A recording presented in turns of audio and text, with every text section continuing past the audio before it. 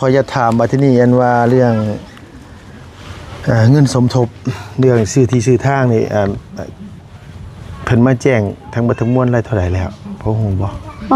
บ่ฮู้คือกันมีเบาหยังได้มาแจ้งอีกล่ะเบาเสียงแล้วก็ไผอีกแล้วหาเดียวแล้วหมู่จักซื้อเพิ่นบ่เบาบุญมันปลาโดยเบาบุญมันปลาจักหน่อยก็ตามมาเรื่อยๆพี่น้องเอ้ยเนาะทางกันว่าเงินสมทบซื้อที่ซื้อทางให้น้องเพิ่นก็ทางเบาบุญมีมาแล้วทางเบาเสียงมีแล้วเบาเสียงมีเท่าไหร่ฉลาดเพิ่นบอกอยู่บ่เบาเสียงมา10 ล้านเบาเสียง10 ล้านเบาบุญมันปลามีเท่าไหร่4 ล้าน4 ล้านเป็น14 ล้านทางเบาจันเพิ่นได้ยินเพิ่นเว้าในคลิปเพิ่นก็มีอยู่แต่บ่รู้ว่าเท่าใดเบาจันลุงกับบ่ได้เข้าไปเบิ่งคลิปเพิ่นเนาะเพิ่นว่าแต่ว่าเห็นเพิ่นบอกมาว่ามีเงินสมทบอยู่ว่าซั่นว่าหมายความว่าก็สิแตะ20 ล้านนี่แหละพี่น้องเอ้ยเงินสมทบนี่ก็ได้แต่ดินนี่มันดินหน้าทางมันต้องเบิ่งกันอีกเทื่อนึงว่าราคามันสิเท่าใดพี่น้องเนาะเพราะว่าดินหน้าทางนี่มันราคามันสูงอยู่แล้วเนาะน้องเนาะเพราะว่าอันนี้ประมาณอยู่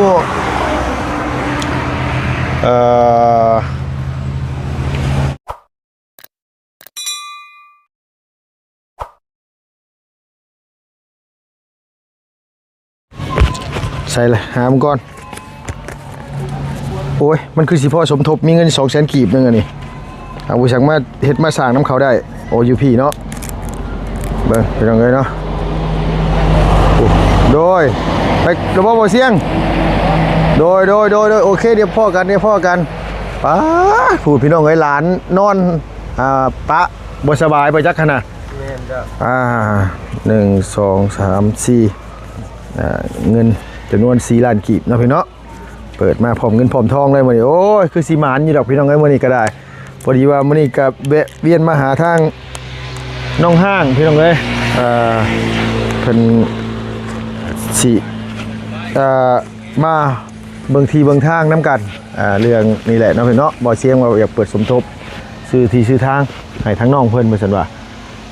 ทางบ่บุญมันป้าก็มีสมทบแล้วพี่น้องเอ้ยแต่ถ้าทางลุงนี่มีคือกัน4 ล้านแต่ว่าต้องลุ้นกันพี่น้องเอ้ยเนาะว่าเพิ่นสิตกถึกเป็นของภายตัวนี้นะจังได๋ก็กับสบายดีเด้อสบายดีพ่อแม่พี่น้องเบิดสุขุสุคนระวังในและก็ต่างประเทศพี่น้องเอ้ยที่เข้ามารับชมช่องลุงเฮิมชาแนลคือเก่าคือเดิมเด้อผู้ใดเข้ามาแล้วก็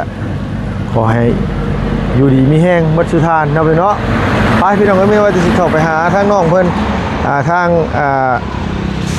น้องห้างตอนนี้กำลัง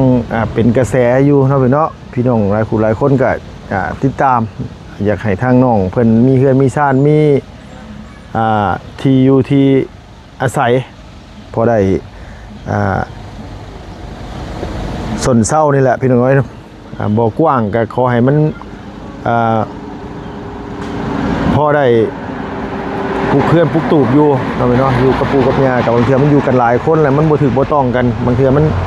มีนะพี่น้องเอ้ยผิดอกผิดใจกันมันจะเรื่องภายในครอบครัวนี่เนาะพี่เนาะเป็นปัญหาที่แก้บ่ตกคือกันได้คันว่าเวลามันมีปัญหามานี่นั่นแหละก็อยากให้น้องเพิ่นได้คือกันพี่น้องเอ้ยเนาะทางน้องเพิ่นกับลุงบ่เคยทายจะเชื่อดอกพี่น้องเอ้ยนี่ก็เป็นเทื่อแรกนะพี่น้องมีแต่ว่าเข้าไปสอบถามบ้านเมืองเรามาแต่บ้านใดเมืองใดพี่น้องเอ้ยอยู่ทางถูกทางผัวเพิ่นเคลื่อนซ่านบ้านซองเพิ่นอยู่ทางใดพี่น้องลุงก็บ่เคยมาทายจักเที่ยแต่ว่าอันนี้สิมาทายหม่องว่าสิมาถามซื้อที่ดินนำลาวหั่นแหละแต่ว่าเจ้าของเพิ่นบ่อยู่ซ้ำคำตอบก็จักสิได้บ่ได้ว่าซั่นว่าเนาะไปมีแต่ว่าไปเบิ่งนำกันพี่น้องเนาะโดย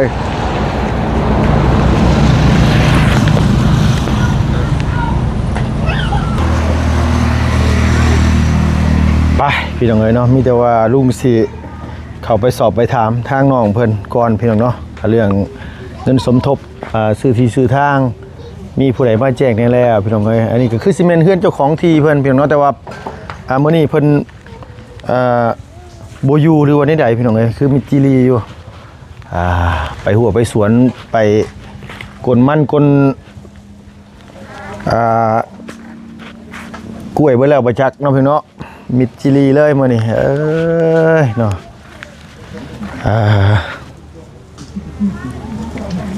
อันนี้คืออีหยังล่ะนางศาลเจ้าบ่ใช้อันที่ดินที่บัญชีอันขายมองนี่บ่เอาสบายดีเด้อนางเด้อโดยอ๋อคือบ่เอาอันมาทุงตีนใส่ให้ลูกแน่บ่มี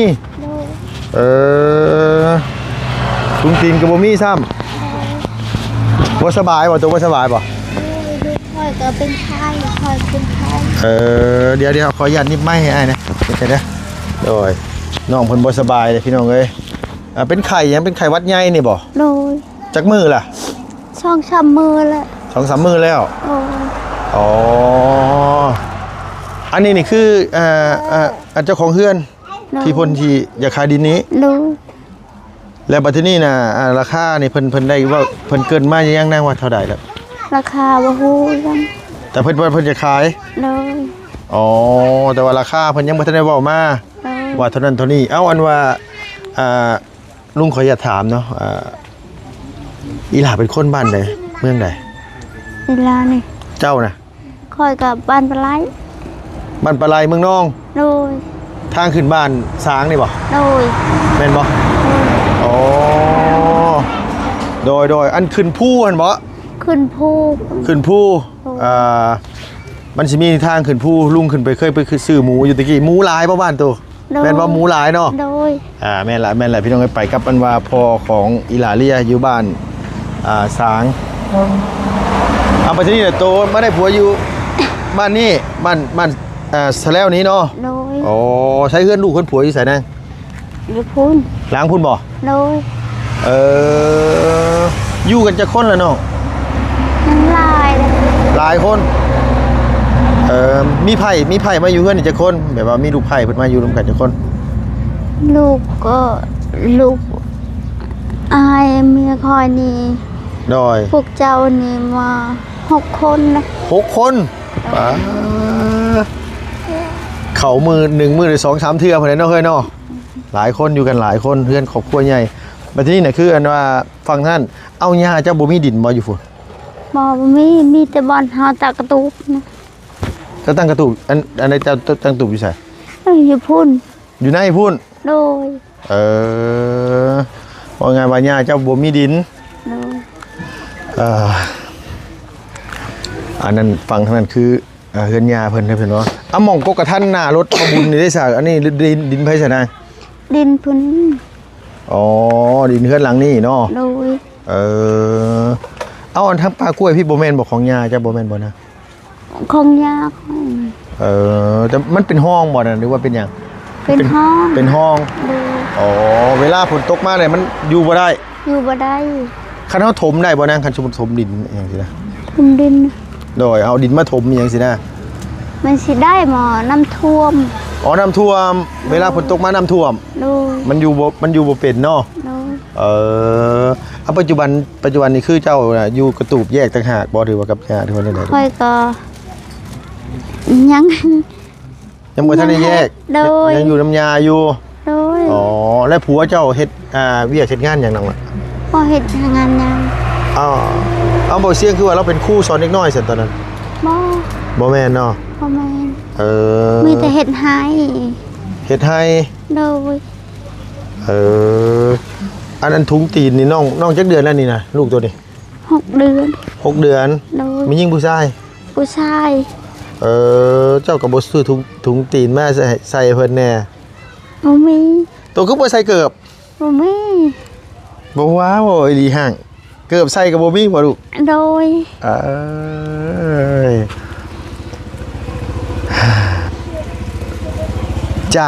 จากอันนั้นว่าจากอันว่าเส้นทางเมืองน้องขึ้นไปบ้านโตไกลเติบเลยเนาะเป็นซาวลักพุ่นเนาะ ลูก แม่นบ่เพราะว่า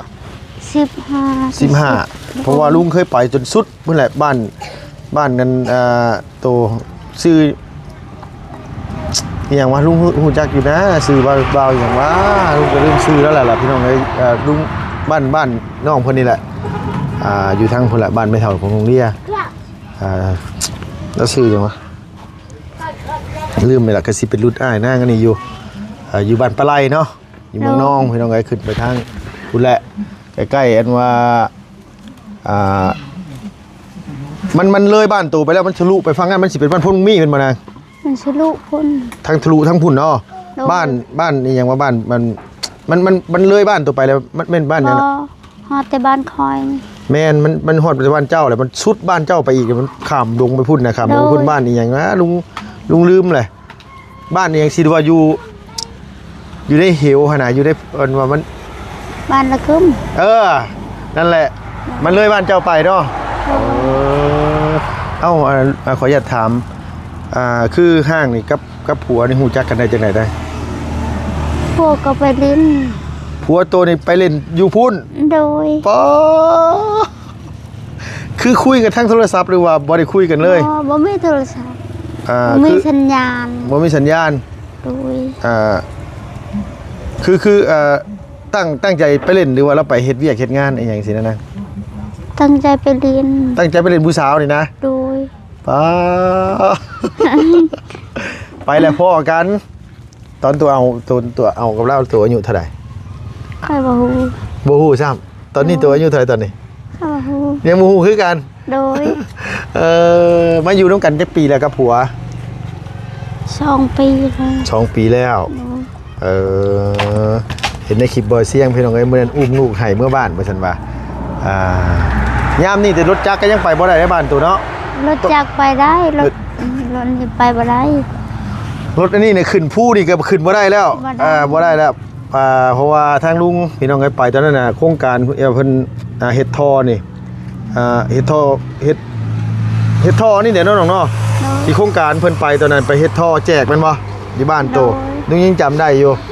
ไปเพิ่นเขาเจ้าขึ้นไปอยู่พุ่นที่ไปที่มาก็คือเขาเจ้าไปเล่นอยู่พุ่นเลยไปพ่อกันแต่งกันเรียบร้อยแล้วบ่ล่ะหรือว่านี่ แต่งแล้ว แต่งแล้วแต่งแล้วก็จะมาอยู่เพื่อนญาติมันอยู่น้ำผัวเนาะมันอยู่กันหลายคนแหละมันจังซี่แหละพี่น้องเอ้ยอันนี้นี่จากสายฮอดสายเดินมาที่ลุงขออยากถามเพิ่นจะก้าวขายแล้วนะ นี่ทัน จากเสานั่นบ่ จากเสาอันนี้ จากเสาอันนี้ตัวนี้บ่ จากเสานี้ เสาตัวนี้เนาะ นี่ตัวนี้ ตัวนี้จากเสาตัวนี้แหละไปฮอดนี้ โดยฮอดลัก ฮอดลากหัวนี่เนาะ โดย แต่เพิ่นบ่ได้บอกราคามากบ่นางมาราคาเท่านั้นเท่านี้เพิ่นบ่ยังบ่ทันได้บอกมันบ่ บ่ แต่ว่าเพิ่นแค่ว่าเพิ่นอยากขายซื่อ โดย แต่เพิ่นบ่ได้บอกราคาว่าเพิ่นสิขายเท่าใดเนาะ โดย โอ้โดยมันยาวแต่สายมันยาวฮอดหน้าทางพุ่นบ่ นี่ฮอด ฮะฮอดนี่เนาะต้นหมากดินฟ้านี่เนาะ โดย ฮอดลากหัวนี่เนาะพี่น้องเนาะแต่ว่าคันว่าเฮาซื้อทอมาใส่เฮาถมไปก็ได้เนาะล่ะเนาะ โดย เฮาซื้อทอมาใส่แล้วเฮาก็ถมไปก็ได้พี่น้องเอ้ยสมมุติว่านี่นะเอาซื้อทอใหญ่ๆมาใส่เพราะว่ามันต้องให้น้ำระบายออกไปแล้วยาวฮอดพุ่นบ่ล่ะ ฮอด ฮอดห้องน้ำบ่ ฮอดห้องน้ำนี่ ห้องน้ำเพิ่นกำลังเริ่มก่อนี่สมมุติว่าเฮาซื้อแล้วเพิ่นสิเฮ็ดจังได๋ซะบัดนี้ นี่ห้องน้ำพุ่น ห้องน้ำผู้นี้ โดย บ่เป็นห้องน้ำเพื่อนนี่บ่ บ่ เอ้าถ้าบ่เป็นห้องน้ำเพื่อนนี่เลยเพิ่นคือมาตั้งอยู่ดินพี่ซะแหละ นี่ดินในฮอดนี่ โอ้ ฮอดหลัก ทางเจ้านี่หมายความว่าฮอดต้นกล้วยน้อยนี่บ่ ต้นกล้วยน้อย ต้นกล้วยน้อยนี้โอ้โดยเดี๋ยวลุงขอจะถามมาที่นี่อันว่าเรื่องเงินสมทบเรื่องซื้อที่ซื้อทางนี่เพิ่นมาแจ้งทั้งบัดทั้งมวลอะไรเท่าไหร่แล้วบ่ฮู้บ่ บ่ฮู้ บ่ฮู้คือกัน โดย มีเบาหยังได้มาแจ้งอีกล่ะ เบาเชียว เบาเสียง โดย แล้วก็ไผอีก ลัก หาเดียวแล้ว หมู่จักซื้อเพิ่นบ่ เบานี่ เบาบุญ โดย เบาบุญมันปลาโดยเบาบุญมันปลาจักหน่อยก็ตามมาเรื่อยๆพี่น้องเอ้ยเนาะทางกันว่าเงินสมทบซื้อที่ซื้อทางให้น้องเพิ่นก็ทางเบาบุญมีมาแล้วทางเบาเสียงมีแล้วเบาเสียงมีเท่าไหร่ฉลาดเพิ่นบอกอยู่บ่ เบาเสียงมา10 ล้าน เบาเสียง10 ล้านเบาบุญมันปลามีเท่าไหร่ 4 ล้าน 4 ล้านเป็น14 ล้าน ทางเบาจันเพิ่นได้ยินเพิ่นเว้าในคลิปเพิ่น ก็มีอยู่แต่บ่รู้ว่าเท่าใดบ่อาจารย์ลุงกับบ่ได้เข้าไปเบิ่งคลิปเพิ่นเนาะเพิ่นว่าแต่ว่าเห็นเพิ่นบอกมาว่ามีเงินสมทบอยู่ว่าซั่นว่าหมายความว่าก็สิแตะ20ล้านนี่ล่ะพี่น้องเอ้ยเงินสมทบนี่ก็ได้แต่ดินนี่มันดินหน้าทางมันต้องเบิ่งกันอีกเทื่อนึงว่าราคามันสิเท่าใดพี่น้องเนาะเพราะว่าดินหน้าทางนี่มันราคามันสูงอยู่แล้วเนาะน้องเนาะเพราะว่าอันนี้นี่ประมาณอยู่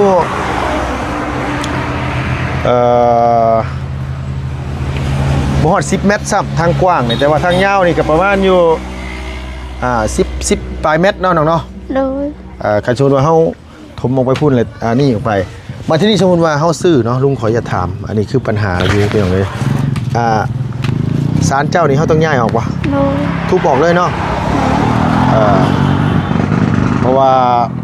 มันเป็นที่เฮาแหละกับอีกอย่างมันถ้าเฮาบ่เอาออกมันก็สิบ่มีอันว่าหม่องปลูกเรือนนั่นล่ะเนาะว่าไงสิปลูกจังใดนะพี่น้องว่ามันค่อนข้างสิแคบต้นหมากกระทันผู้ใดของเพิ่นนี่บ่ของเพิ่นนี่อ๋อแล้วเจ้าของเฮือนเพิ่นไปไสซะนางไปเฮ็ดให้ไปให้โดยเป็นใจเมื่อยแต่ต้องกินข้าวเลยบ่มื้อนี้คอยนี่โดยกินแล้ว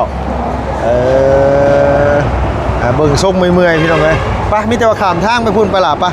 ไปพุ่นก่อนพี่น้องเอ้ยหลานก็รับเลยเกือบกับบ่มีใส่โอ้ยอีนางเอ้ยอยู่บ้านปลาไหลเพิ่นเป็นได้หลายครอบครัวเฮือนซ่านล่ะ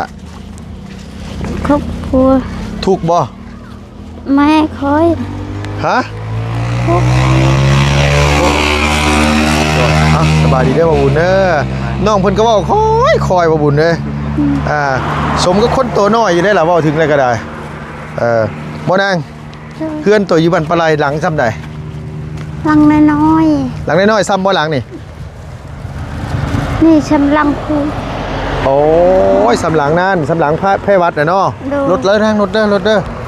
ข้ามรถเกือบกับบ่มีใส่ตัวใส่เบอร์หยังเกือบน่ะโอ้โหเดินไปข้ามถนนพี่น้องเอ้ยบ่แม่นหยังดอกคันลุงได้เข้ามาเดี๋ยวลุงสิซื้อมาให้โดยซาน้องเพิ่นนี่คือสิยากลูกยากเต้าก็คือสิบ่ได้อันว่าไปใส่ดอกก็สิประมาณเบอร์7เบอร์8นี่แหละโอ้ยอย่างใส่ตูบเจ้ามือหลังไหนตูบเจ้าจะพูดฮะอ๋อกำลังสิเริ่มไหมนี่บ่โดยโดยสบายดีเด้อบันส่วนโอ้ยกินข้าวกับหยังมื้อนี่กินกับตำมะฮุ่งนี่ภาษาอยู่พี่ดิเพิ่นเอิ้นมากหยังอาฮงเนาะโอ้กินกับตำอาฮงตำนี่ก็คือยังเป็นภาษาลาวอยู่แหละพี่น้องเอ้ยบ่น้องห้างสมมุติว่าตำนี่ภาษาบ้านตัวเอิ้นว่าได้นางตะลอโดยตะลออาฮงตะลออาฮงโอ้มันเป็นคลองน้ำพี่น้องเอ้ยจังใดก็บ่ได้แบบนี้นะมันลังจะเฮ็ดอันนี้นี่คือเจ้ากับผัวจะวางแผนว่าสิปลุกตูบมันว่าอยู่นี่คืออยู่ในขั้นสระบ่นางโดยอยู่ขั้นสระพี่น้องเอ้ยมีดินนะดินบ่มีแต่ว่าฟังนั่นน่ะเฮือนไผเสร็จหลังนั้นนั่นน่ะเฮือนป้าเฮือนลุงบ่อันนี้ก็เฮือนแม่เฒ่าหลังนี้ได้ขนาดหลังนี้ทางไผสิเฮือนก็เอื้อยห้องเอื้อยอันทั้งพี่น้องทั้งผัวตัวนี้บ่โดยโอ้พี่น้องทั้งผัวเขาโดยอันนี้คือสระน้ำพี่น้องเอ้ยสระน้ำนี่ก็คือเวลาฝนตกมาน้ำท่วมหมดเลยน้ำท่วมหมดเลยน้ำท่วมหมดเลยแต่มันอยู่บ่ได้เนาะนางเนาะมองจะปลุกตูบนี่ได้ซะมันบ่ท่วมบ่ท่วมเลยท่วมคือกันโดยอันนี้เนี่ยมันข้างหน้านี่มันเป็นห้วยบ่นางหรือเป็นหยังเป็นเซ่เป็นห้วยโอ้โดยอันขากับบ่มีอันว่าอันนี้ใส่ถุงตีนหลานกับบ่มีพี่น้องเอ้ยอย่าว่าแต่ถุงตีนหลานถอดเกือบแหนมใส่กับบ่มีเป็นได้คือว่าเกือบใส่กับบ่มีเงินไปนั่นบ่ลูกบ่มีเงินพวกเฮาก็เฮ็ดหยังก็บ่ฮู้ฮะพวกข่อยก็หาเงินก็บ่ฮู้หาเงินก็บ่กุ้มโดยส่วนหลายแล้วเฮ็ดหยังเฮาเฮ็ดให้โดยกุ้มกินบ่นาง โอ้ยบ่กุม บ่กุ้ม บ่กุมกินนี่ก็แม่ย่าก็ไล่ออกเฮาจากเรือนนะ อ๋อโดยคือมันบ่กุ้มกินแล้วเพิ่นก็เลยอยากให้เฮาแยกเคลื่อนต่าง โดย แล้วว่าง่ายว่าหากลุ่มปากไปผากมันเนาะนางเนาะ โดย อันนี้ลูกตัวนี้ลูกคนแรกแม่นบ่ ลูกเฮาผู้เดียวนี่ นั่นแหละจะว่าลูกคนแรกเนาะ โดย ลูกผู้เดียวนี่เจ้าดึงกันว่าอันส่งมาให้น้องนะดึงมันออกมาลูกดึงออกมามันหนาวหน้าหนาวเข้ามาแล้วเจ้าต้องกันว่าหาถุงตีนมาใส่ให้ลูกน้ำ อันนี้เฮาไปคออยู่เวียดช่องลูกเฮา ไปขอเอา โดยไปคออยู่เวียด เออ ที่เฮามีแต่เฮาบ่มี โดยไปขออยู่เวียดเปอร์เซ็นต์ว่าพี่น้องเลยโอ้เสืออยู่เพื่อนเสือน้องนี่บักยังหลายเลย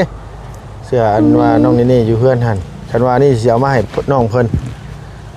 ขึ้นมารอบหน้าเดี๋ยวลุงเสียมาฝาก โดย บ่รังเกียจแล้วว่าเสื้อผ้ามือสองของลูกสาวอ้ายเอง แต่ว่านี่เป็นผู้ชายบ่ โดย บ่แต่ว่าเสื้ออันยังน้อยน่ะชำนี้น่ะยิ่งแยกบ่ออกหรอกว่ามีผู้ชาย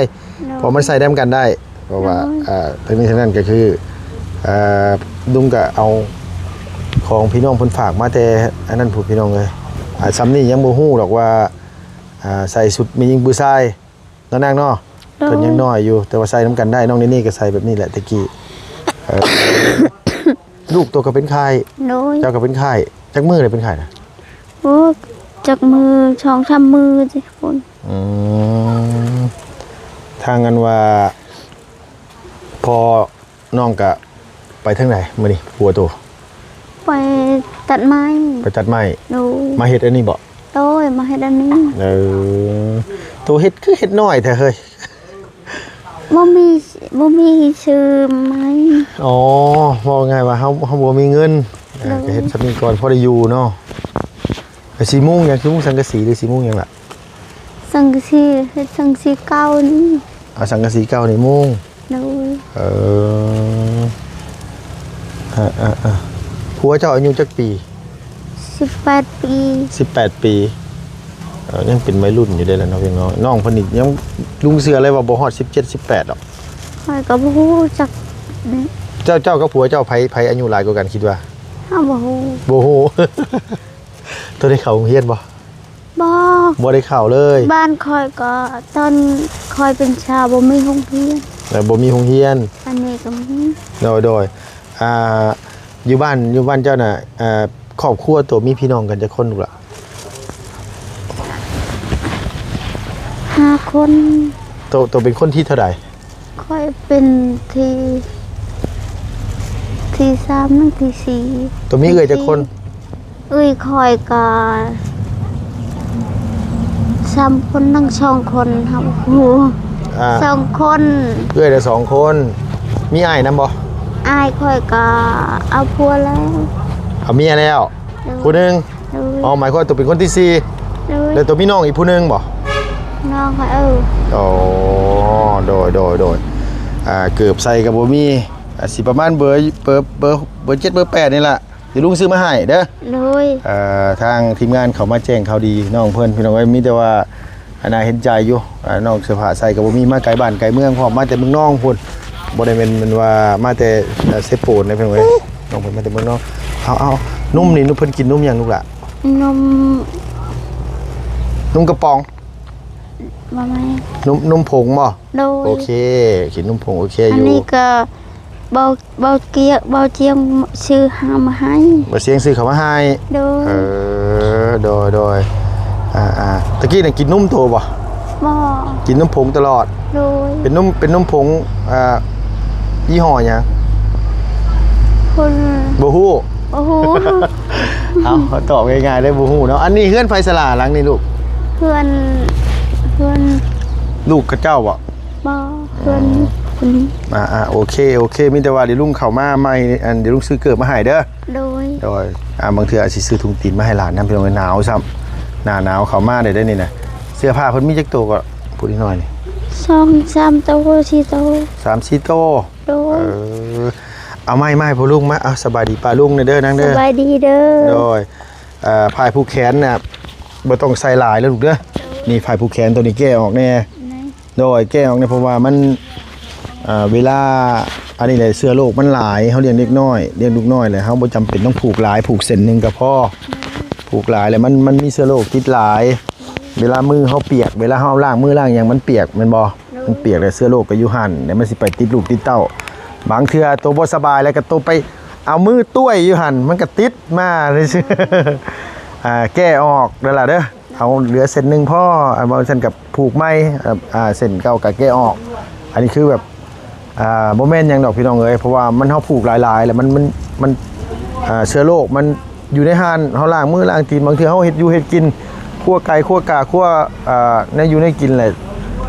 มันมีสิ่งของที่มันติดในฝ่ายผู้แขนเฮาดอยเห็นบอลุงบริใส่แจ็คเซนได้เลยนี่บริใส่นี่บริใส่เพราะว่ามันมีเชื้อโรคผู้เฒ่าผู้แก่มันผูกให้ก็เก็บไว้มือ2 มือลุงก็แก้ออกเพราะว่ามันเป็นวิธีซื้อหรอกบ้านตัวถือบ่ฝ่ายผู้แขนถือบ่บ่ถือเนาะเสื้อรอดฝ่ายผู้แขนนี่อยู่บ่ได้ โดยโอเคลุงไปก่อนเด้อนางเด้อโดยสวัสดีเด้อล่ะเด้อโดยน้องเกือบใส่กับบ่มีพี่น้องเอ้ยมาแต่เมืองน้องพุ่นอีหล่าเพิ่นก็ได้ที่ดินนอนต้นใหญ่ก็บ่หลายเอาพาลูกเข้าไปนอนได้แล้วเด้อเดี๋ยวบ่สบายฮะทาง